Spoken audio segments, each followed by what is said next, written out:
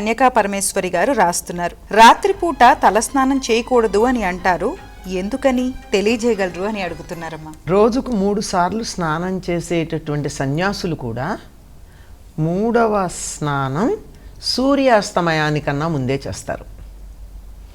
ఎందుకంటే సూర్యుడు అస్తమించిన తర్వాత స్నానం చేసినట్టయితే మన వాళ్ళు రకరకాల అర్థాలు చెప్తారు. ఏమని, వరుణుడిలో అగ్ని ఉంటాడు, ఇలాంటి విషయాలు చెప్తారు.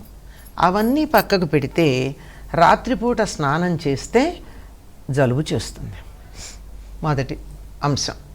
అందులో తలస్నానం చేసినట్టయితే, తల మీద నీళ్లు పోసుకున్నట్టయితే, రెండింటికి తేడా ఉందమ్మా. చాలామందికి తేడా తెలియదు, తలస్నానానికి తలంటు స్నానానికి. తలస్నానం అంటే ఉన్నట్టుగా నెత్తి మీద నీళ్లు పోసుకోవడం తలస్నానం. తలంటు స్నానం అంటే తలకి నూనె రాచుకుని, ఒంటికి నూనె రాచుకుని, నలుగు పెట్టుకుని, ఆ నూనె ఒంటికి తలకి ఉండేదంతా వదిలేదాకా స్నానం చేయటం తలంటు స్నానం. తలంటు స్నానం శుభానికి చేస్తాము, తలస్నానం అశుభానికి చేస్తాం. అంచేత నిత్యం తలస్నానం చెయ్యరు. అందులో రాత్రిపూట చేశారంటే చెయ్యకూడదు అంటారు. ఎప్పుడన్నా అనుకోకుండా దుర్వార్త విన్న సందర్భంలో మాత్రమే ఆ సచేల స్నానం అంటారు, కట్టుకున్నటువంటి బట్టలతో పాటుగా తలస్నానం చేయడం. అలా చేశారంటే దుర్వార్త విన్నట్టే కదా, అది చెయ్యకూడదు.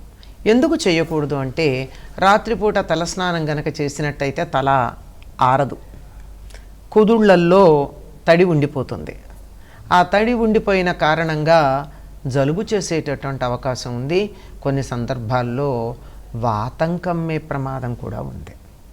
అంటే ఒళ్ళంతా పట్టేయడం అని అంటూ ఉంటాం, రాత్రి ఒళ్ళంతా పట్టేసింది, ఒళ్ళంతా బిగుసుకుపోయినట్టుంది, నొప్పులుగా ఉన్నాయి అని అంటూ ఉంటారు.